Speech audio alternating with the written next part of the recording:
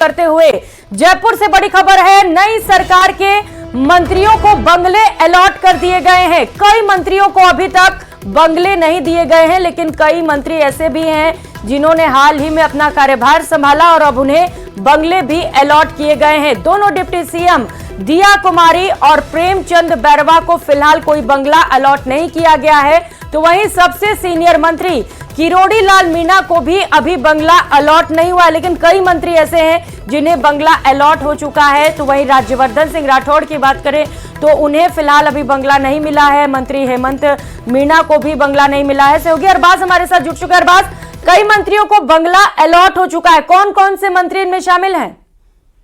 17 मंत्रियों को बंगले अलॉट किए गए हैं और करीब 6 मंत्री ऐसे हैं, 2 उप मुख्यमंत्री समेत, जिनको भी बंगले अलॉट नहीं किए गए हैं। पहले किसके हिसाब से अगर देखा जाए तो करीब जो 17 मंत्रियों में लिस्ट हमने दी है उसमें वरीयता सूची सीधे तौर पर देखा जाए तो गजेंद्र सिंह खेवसर के नाम से शुरू होती है और जवाहर सिंह बेड़म तक इसमें करीब 17 मंत्री, जिसमें 10 बंगले सिविल लाइंस में, 5 बंगले गांधीनगर में और 2 बंगले अस्पताल रोड पर दिए गए हैं। अभी दोनों उप मुख्यमंत्री जो हैं, जिसमें प्रेमचंद बैरवा और दिया कुमारी शामिल है, साथ ही साथ सबसे सीनियर मंत्री जो हैं किरोड़ी लाल मीणा और उनके अलावा कद्दावर मंत्री हैं राज्यवर्धन सिंह, तो इन्हें भी अभी बंगले नहीं दिए गए हैं। इनके साथ में 2 अन्य मंत्री हैं जिनमें हेमंत मीणा और ओटाराम देवासी भी शामिल है और एक मंत्री जो है उनका मामला इसलिए सस्पेंस में है क्योंकि सुरेंद्र पाल सिंह जिन्हें पहले ही मंत्रिमंडल की जो है शपथ दिला दी गई थी और वो करणपुर में चुनाव हार गए थे, इसलिए उनके बारे में अभी स्थिति स्पष्ट नहीं है। लेकिन बाकी जो 6 बड़े मंत्री हैं जिसमें 2 मुख्यमंत्री शामिल हैं, उन्हें अभी बंगले अलॉट नहीं किए गए। 17 मंत्रियों को दे दिए गए हैं बंगले और उनको सिविल लाइंस में ज्यादातर मंत्रियों को प्राथमिकता दी गई है। 5 मंत्री ऐसे भी हैं जिन्हें गांधीनगर में ए श्रेणी के बंगले दिए गए, वहीं पर 2 मंत्रियों को अस्पताल रोड पर बंगले दिए गए हैं। जी बिल्कुल अरबाज, तो अपडेट आप बता रहे हैं कि कुल 17 मंत्री ऐसे हैं जिन्हें बंगले अलॉट कर दिए गए हैं, लेकिन इनमें जो 2 डिप्टी सीएम हैं और कुछ बड़े नेता और मंत्री जिन्हें फिलहाल बंगले नहीं मिले हैं, जिनमें राज्यवर्धन सिंह राठौड़ और किरोड़ी लाल मीणा का नाम भी शामिल है। बहुत शुक्रिया अरबाज आपका तमाम जानकारियों के लिए।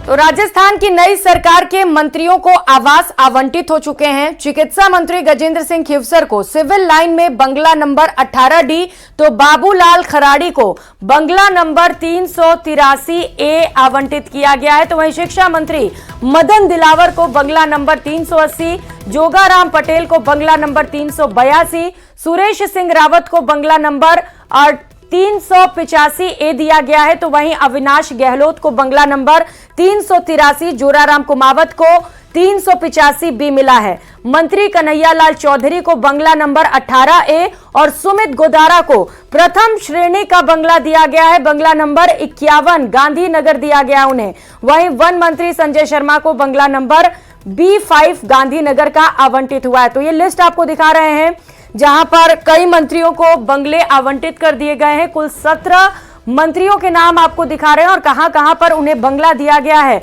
इसकी लिस्ट भी इस वक्त आप देख पा रहे हैं, जहां पर कई मंत्रियों को सिविल लाइंस, तो साथ ही साथ कईयों को SMS अस्पताल के पास भी बंगला अलॉट हुआ है, जबकि कई ऐसे मंत्री भी हैं जिन्हें फिलहाल बंगला आवंटित नहीं किया गया है। और भीलवाड़ा जिले की आसिंद पंचायत समिति के कालियास ग्राम में आयोजित विकसित भारत संकल्प यात्रा शिविर का मुख्यमंत्री भजनलाल शर्मा ने निरीक्षण किया। इस दौरान उन्होंने वहां लगाई गई स्टॉलों का जायजा लेते हुए लाभार्थियों से भी संवाद किया। उन्होंने अधिकारियों को निर्देशित करते हुए कहा कि जो केंद्र सरकार की योजनाएं हैं उन्हें आमजन तक पहुंचाया जाए। इसके साथ ही सभा के दौरान उन्होंने पूर्ववर्ती गहलोत सरकार पर भी जमकर निशाना साधा। होती थी भूमाफिया से लेकर के गरन माफिया, गैंगस्टर आते थे।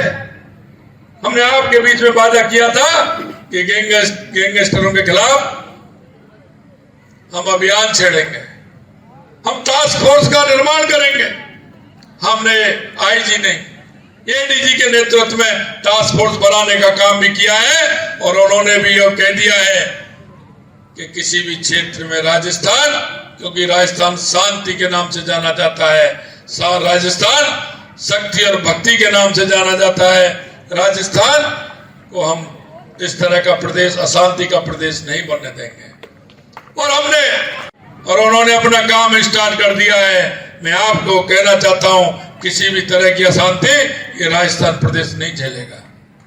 यही नहीं मित्रों, हमने जो आपसे वायदे किए, हम एक एक वायदे को पूरा करेंगे। और अब बात राम का नाम स्वच्छता अभियान की। 22 जनवरी को अयोध्या में रामलला की प्राण प्रतिष्ठा होने वाली है। इससे पहले बीजेपी ने पूरे देश के मंदिरों में स्वच्छता अभियान शुरू किया। इसमें मुख्यमंत्री, मंत्री, पार्टी के प्रदेश पदाधिकारी और कार्यकर्ता भी शामिल हुए। प्रधानमंत्री नरेंद्र मोदी के आह्वान पर पार्टी ने भव्य अभियान शुरू किया है।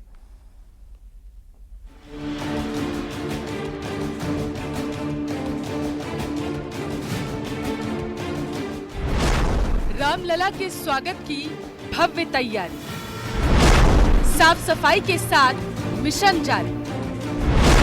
राम का नाम स्वच्छता अभियान।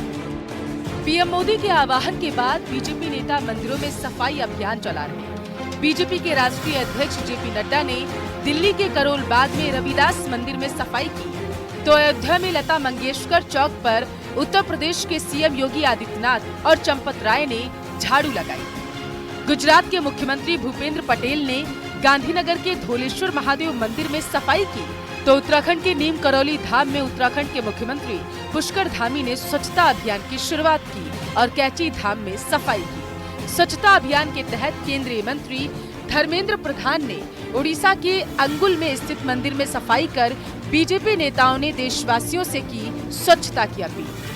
प्रधानमंत्री मोदी जी के आह्वान पर पार्टी ने तय किया है कि मकर संक्रांति के दिन से प्रारंभ होकर 14 तारीख से 22 तारीख तक हम हर एक तीर्थ स्थल, मंदिर, जो भी तीर्थ क्षेत्र होगा उसकी हम सफाई भी अभियान में अपने आप को शामिल करेंगे और वहाँ भजन कीर्तन भी करेंगे। और साथ ही साथ 22 तारीख को हर व्यक्ति अपने अपने घरों में दीपमाला जलाएगा। राजस्थान में भी बीजेपी नेताओं ने सफाई अभियान चलाया। प्रदेश के कई मंदिरों में बीजेपी के मंत्रियों और कार्यकर्ताओं ने झाड़ू लगाकर अभियान का हिस्सा बने। जयपुर के मानसरोवर में सीएम भजनलाल शर्मा ने सफाई की और एसएफएस हंस विहार मंदिर में पूजा अर्चना भी की। तो वहीं प्रदेश अध्यक्ष सीपी जोशी और मंत्री जोराराम कुमावत ने बड़ी चौपड़ के सामने स्थित श्री रामचंद्र जी मंदिर में सफाई की। जैसलमेर में लक्ष्मीनाथ मंदिर परिसर में बीजेपी एमएलए छोटू सिंह भाटी ने सफाई अभियान चलाया। इसके साथ ही राज्य मंत्री विजय सिंह चौधरी ने कुचामन सिटी में स्वच्छता अभियान चलाया, लोगों को संदेश दिया। 14 से 22 तारीख के बीच में सारे से तीर्थ स्थानों पर स्वच्छता अभियान के लिए माननीय प्रधानमंत्री जी के आह्वान पर पूरे प्रदेश में सभी तीर्थ स्थलों का, सभी मंदिरों का स्वच्छता करके 22 तारीख को उन सारे मंदिरों को सजाने का काम होगा। माननीय प्रधानमंत्री जी मोदी जी के नेतृत्व में वो राम जी का मंदिर बन गया और उसका प्राण प्रतिष्ठा भी 22 जनवरी को है। तो पूरे देश में एक खुशी का माहौल है और पूरा देश उसे उत्सव के रूप में मना रहा है। राजस्थान में भी जैसे आज 14 तारीख से एक स्वच्छता अभियान है, स्वच्छता पखवाड़ा के रूप में मना रहे और इसी अभियान के तहत आज राम जी के मंदिर में ये स्वच्छता अभियान की शुरुआत की है।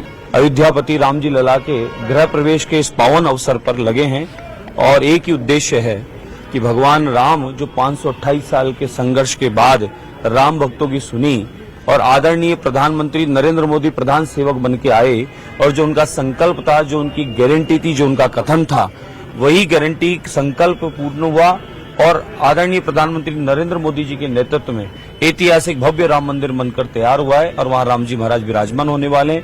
सभी शहरवासियों से ये निवेदन है कि साफ सफाई अपन को ये नहीं समझना चाहिए और भी अपन को जहाँ भी हो गंदगी दिखे तो उनको हटाना चाहिए, साफ करना चाहिए। देश भर में राम मंदिर के उद्घाटन को लेकर जश्न का माहौल। बीजेपी इस कार्यक्रम को 22 जनवरी को पीएम नरेंद्र मोदी राम मंदिर का उद्घाटन करेंगे और मंदिर के गर्भगृह में रामलला की प्राण प्रतिष्ठा होगी।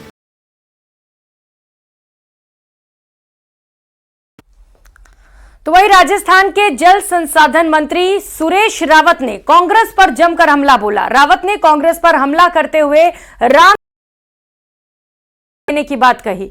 उन्होंने कहा, कांग्रेस पार्टी एक समाज और धर्म विशेष के लोगों को खुश करने के लिए श्री राम से दूर जा रही है और इसका खामियाजा उसे लगातार भुगतना भी पड़ रहा है। उन्होंने आगे कहा कि कांग्रेस को प्राण प्रतिष्ठा कार्यक्रम में बिना बुलाए जाना चाहिए।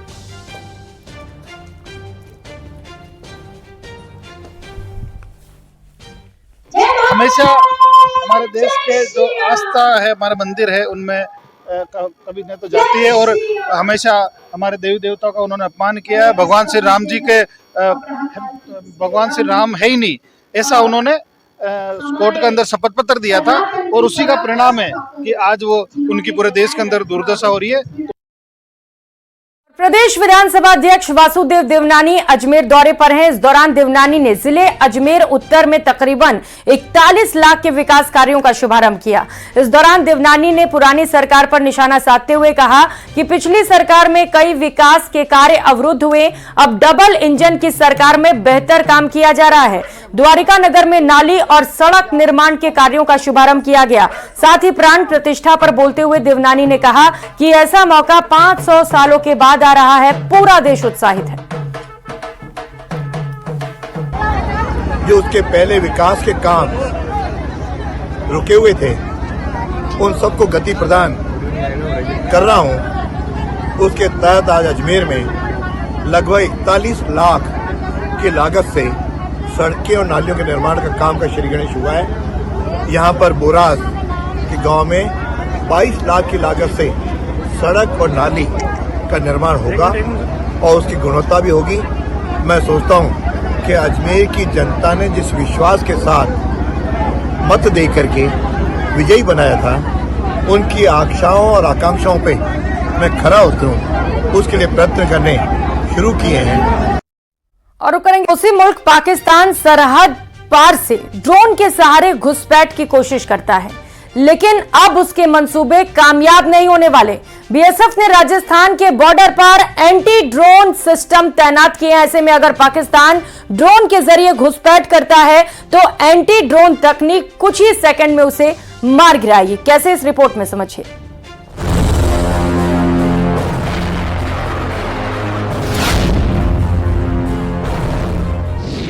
बॉर्डर पर ही फेल होगी नापाक साजिश। भारत पाक बॉर्डर पर एंटी ड्रोन सिस्टम तैनात।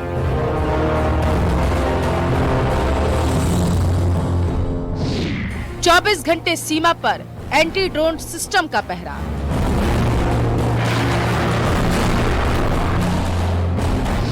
पलक झपकते ही दुश्मन का ड्रोन होगा खल्लास।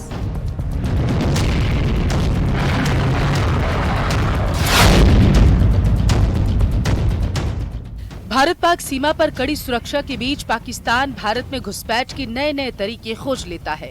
ड्रोन उसमें से एक है, लेकिन भारतीय सुरक्षा में लगी बीएसएफ अब और भी मजबूत हो गई। सरहद पार से भारत में ड्रग्स और हथियार सप्लाई करने वाला पड़ोसी मुल्क पाकिस्तान अब सतर्क हो जाए, क्योंकि बॉर्डर पर ही उसके मंसूबे फेल हो जाएंगे, क्योंकि राजस्थान में Pakistan border anti drone system से लैस कर दिया गया है। एंटी ड्रोन तकनीक किसी भी अज्ञात यूएवी पर 24 घंटे नजर रखेगा और उसे कुछ ही सेकंड के अंदर निस्तानाबूद कर देगा। इतना ही नहीं, सुरक्षा बलों को दुश्मन के ड्रोन के मूवमेंट के बारे में अलर्ट भी करेगा। उसी तरह से हम लोग भी जो थ्रेट है उसको असेस करते हैं, जो ड्रोन की रिकवरी होती है उसको एग्जामिन करते हैं, उसको एनालाइज करते हैं और किस तरह की तकनीक दुश्मन यूज कर रहा है, उसी के हिसाब से हम जो अपना वेपन सिस्टम है वो उसको निर्धारित करते हैं। पाकिस्तान चीन के जरिए नई तकनीक से बनाए गए ड्रोन का इस्तेमाल तस्करी के लिए कर रहा। ऐसे में बढ़ती घुसपैठ को रोकने के लिए एंटी ड्रोन सिस्टम सीमा पर तैनात किया गया। इसके अलावा 3 अलग अलग कंपनियों ने एंटी ड्रोन टेक्नोलॉजी डिजाइन की, जिनका परीक्षण भारत पाक सीमा पर बेहद ही खास जगहों पर किया जा रहा है। जल्द ही इन डिजाइन में से एक को चुना जाएगा और भारत की पश्चिमी सीमा पर तैनात किया जाएगा। इस सिस्टम में हैंडहेल्ड, स्टैटिक और vehicle mounted anti drone system शामिल है। सीमा सुरक्षा बल के नॉर्थ सेक्टर के डीआईजी योगेंद्र सिंह राठौर की माने तो कई जगह पर एंटी ड्रोन सिस्टम लगा दिए गए और उन्हें डेवलप करने का काम भी किया जा रहा। सीमा पार से आने वाले ड्रोन से निपटने के लिए बीएसएफ वेपन का भी इस्तेमाल कर रही है। ड्रोन बहुत बड़ा थ्रेट है, इसमें कोई डाउट नहीं है, और उस ड्रोन के थ्रेट को जो उसके खिलाफ हम लोग कार्रवाई कर रहे हैं। एंटी ड्रोन सिस्टम हम डेवलप कर रहे हैं, कई जगह लगाए भी गए हैं और फिजिकल भी हम डोमिनेशन कर रहे हैं। पाकिस्तान के ज्यादातर स्मगलर ड्रोन का इस्तेमाल सीमा पार से ड्रग्स की सप्लाई के लिए करते हैं, जिन्हें हथियारों के जरिए मार गिराया जाता था। लेकिन अब एंटी ड्रोन सिस्टम के सहारे उनके मंसूबे पूरे होने से पहले फेल किए जा सकेंगे। आंकड़ों पर गौर करें। पश्चिमी सीमा पर 1 नवंबर 2022 से 31 अक्टूबर 2023 के बीच में 90 ड्रोन बरामद हुए, जिनमें से 81 पंजाब और 9 राजस्थान की सीमा से। बीएसएफ के मुताबिक पश्चिमी सीमा पर फील्ड यूनिट्स ने जिन ड्रोन को बरामद किया, उनका एनालिसिस करने के लिए दिल्ली के तिगरी कैंप में ड्रोन फॉरेंसिक लैब बनाई गई, जिससे मिलने वाले रिजल्ट को संबंधित विभागों और अधिकारियों को शेयर किया जा रहा है। सरहद के चप्पे चप्पे पर सुरक्षा बल प्रहरी बने हैं, जिसके चलते देश अमन चैन से रहता है। लेकिन एंटी ड्रोन तकनीक के आने से सीमा सुरक्षा बलों को और मजबूती मिलेगी, इसमें कोई दो राय नहीं। जैसलमेर से न्यूज़ 18 राजस्थान के लिए सामलदान रत्नू की रिपोर्ट।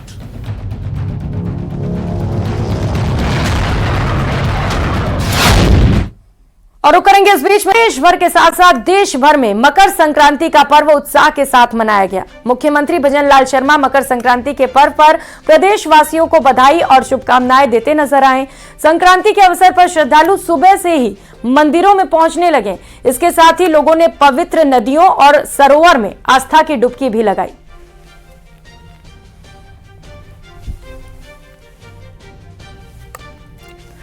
तो मकर संक्रांति के पर्व की ये कुछ खास तस्वीरें आपको दिखा रहे हैं, जहां पर पहली तस्वीर में आप देख पा रहे हैं कि पतंगबाजी को लेकर लोगों का जोश किस कदर हाई रहा, जहां पर न सिर्फ पूरे प्रदेश में बल्कि पूरे देश में आसमानों पर पतंग ही पतंग नजर आए। दूसरी तस्वीर आप देख पा रहे हैं जहां पर भीषण और प्रचंड ठंड में भी लोग सुबह सुबह नदी में पहुंचे और वहां पर आस्था की डुबकी लगाई। तो ये खास तस्वीरें प्रदेश से, जहां पर आप देख पा रहे हैं कि मकर संक्रांति के पर्व को लेकर लोगों में कितना उत्साह रहा। मुख्यमंत्री भजन लाल शर्मा भी पतंग उड़ाते हुए नजर आए और खास पर्व पर लोगों को शुभकामनाएं और बधाइयां भी दी।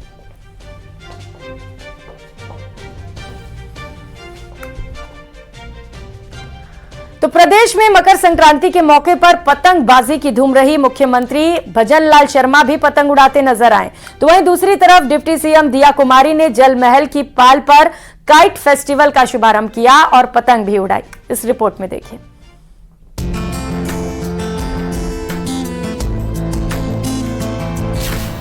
मकर संक्रांति पर पतंगबाजी की धूम। सीएम और डिप्टी सीएम ने उड़ाई पतंग।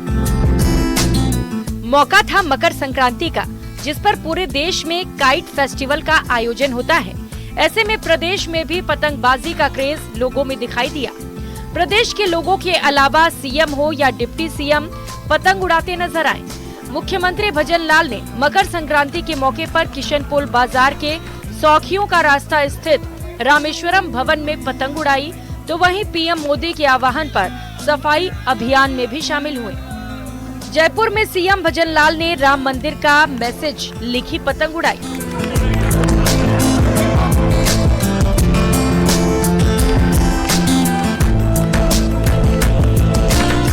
वहीं दूसरी तरफ डिप्टी सीएम दिया कुमारी जल महल की पाल पर पहुंची, जहां सुबह 11 बजे से दोपहर 2 बजे तक पतंग उत्सव का आयोजन किया गया। पर्यटन विभाग और जयपुर जिला प्रशासन की तरफ से आयोजित कार्यक्रम का शुभारंभ उप मुख्यमंत्री दिया कुमारी ने किया। इस दौरान उन्होंने भी पतंग उड़ाई। नगर निगम हेरिटेज की महापौर मुनेश गुर्जर ने अपने परिवार के साथ घर की छत पर पतंग उड़ाई।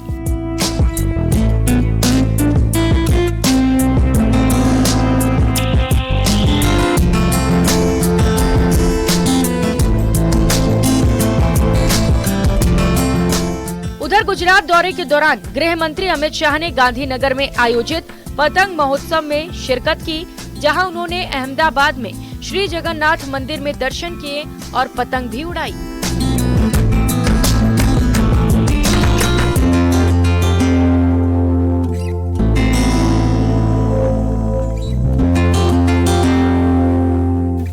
मकर संक्रांति के मौके पर प्रदेश भर में पतंगबाजी का दौर चल रहा है।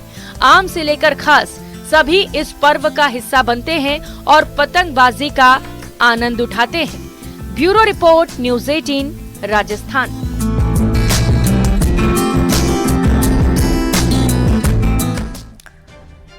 तो जयपुर में आज मकर संक्रांति का पर्व बेहद खास तरीके से मनाया गया, जहां पर जमकर आतिशबाजी हुई और आतिशबाजी से पूरा आसमान रोशन हो गया। दिन भर पतंगबाजी की धूम और शाम को आसमान में आतिशबाजी देखी जा रही है। मकर संक्रांति पर्व कल भी पूरे देश भर में मनाया जा रहा है, आज भी मनाया गया और आज रविवार का दिन चूंकि अवकाश का था, जिसके कारण इसकी जो धूम है वो काफी ज्यादा नजर आई। आसमान में दिन भर पतंगों का राज रहा, तो शाम ढलने के साथ ही जयपुर वासी अब जमकर आतिशबाजी करते हुए नजर आ रहे हैं। लालटेन पतंग भी उड़ाए जा रहे हैं। लालटेन पतंग उड़ाकर इस खास दिन को सेलिब्रेट किया जा रहा है और इस समय शहर का आसमान, जैसा कि आप इन तस्वीरों में देख पा रहे हैं, कई रंगों में रंगा नजर आ रहा है। आतिशबाजी से पूरा का पूरा आसमान रंगीन हो चुका है। डीजे की धुन पर आतिशबाजी करते हुए युवा नजर आ रहे हैं।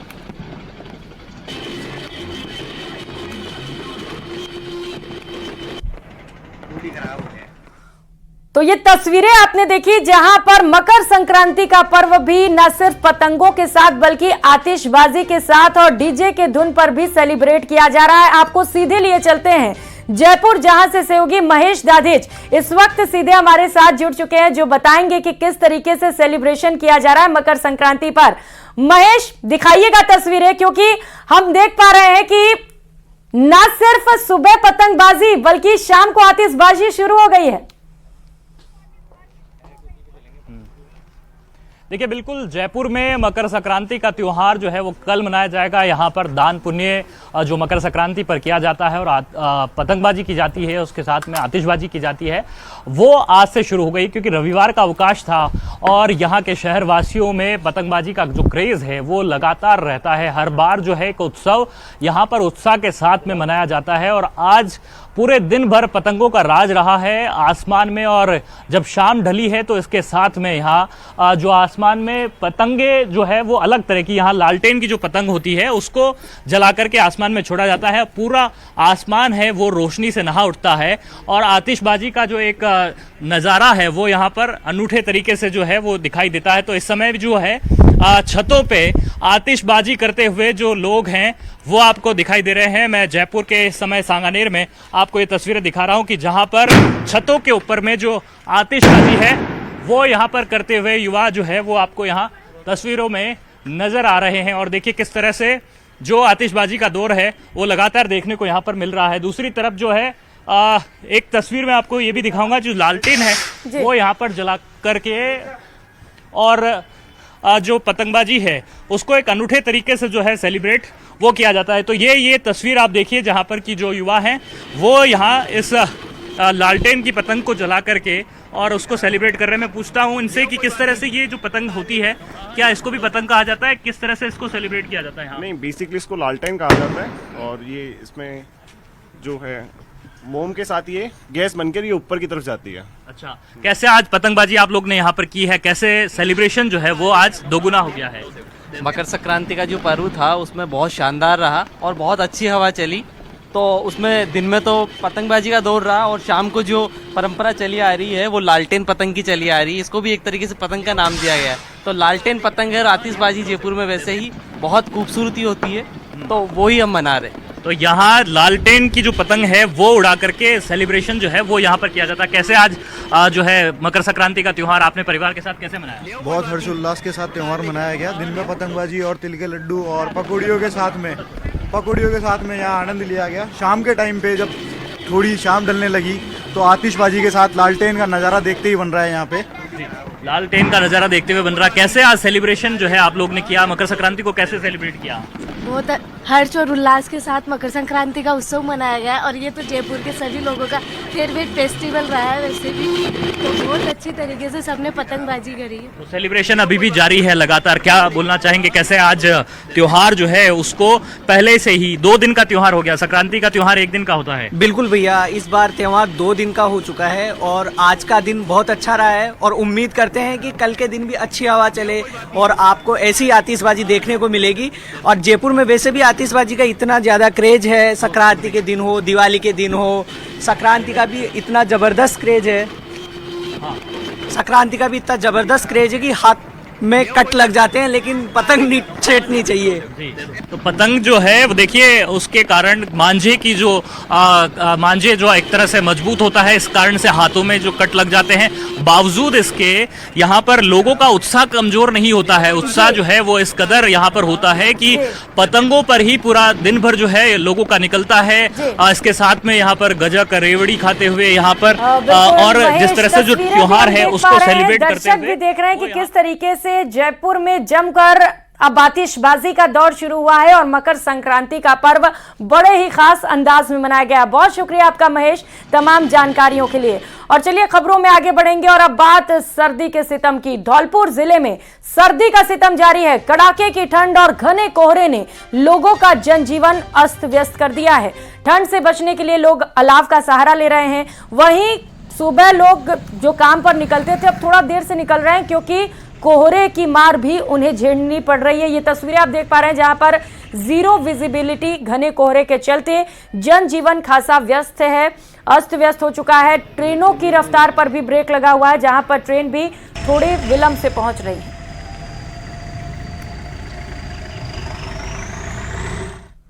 तो वहीं 2 दिन बाद फिर से स्वर्णनगरी जैसलमेर कोहरे की आगोश में लिपटा नजर आया। अलसुबह घने कोहरे से शहर के पर्यटक स्थल गायब दिखने लगे। पिछले 2 दिनों में ठंड कम होने से लोगों ने राहत की सांस ली थी और आज फिर से सर्दी का सितम दिखाई दिया। शहर के मुख्य सर्किल पर लोग सर्दी से बचने के लिए अलग अलग जतन करते दिखे। लोग अलाव का सहारा लेते नजर आए तो वहीं चाय की चुस्की भी लोगों द्वारा ली गई। जैसलमेर में घने कोहरे के कारण यातायात व्यवस्था पर काफी ज्यादा असर पड़ा है। तो ये तस्वीर आप देख पा रहे हैं जैसलमेर से जहां पर कड़ाके की ठंड है जिसके चलते लोग बेहद परेशान हैं।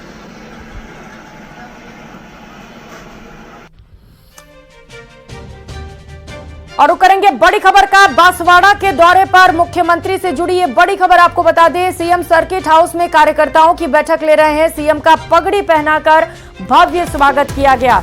बैठक में बीजेपी के कई पदाधिकारी भी मौजूद हैं। मुख्यमंत्री भजनलाल शर्मा सर्किट हाउस में इस वक्त मौजूद हैं जहां पर कार्यकर्ताओं से लेकर वो पदाधिकारियों की भी बैठक ले रहे हैं। भाजपा जिला अध्यक्ष ने मुख्यमंत्री का इस दौरान पगड़ी पहनाकर स्वागत किया, जिसकी तस्वीर आप देख पा रहे हैं। इस दौरान कैबिनेट मंत्री हेमंत मीना भी मौजूद रहे। जिसको उस योजना का फायदा नहीं मिला है उसको फायदा मिलना चाहिए। अगर मेरे पड़ोस में कोई मेरा व्यक्ति रहता है, बीमार है, उसको अगर आयुष्मान भारत की योजना का लाभ नहीं मिल रहा है तो मेरा कर्तव्य बनता है कि मेरे पड़ोस में मैं उससे कहूं कि आपका आयुष्मान भारत में आप अपना इलाज कराइए। हम देखते हैं मेडिकल की दुकान से तो दवाई लेने जाते हैं,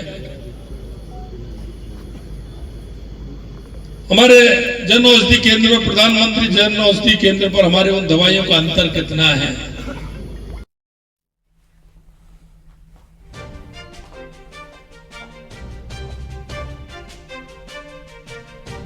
इस बुलेटिन में फिलहाल इतना ही। खबरों का सिलसिला जारी है, आप बने रहिए हमारे साथ। नमस्कार।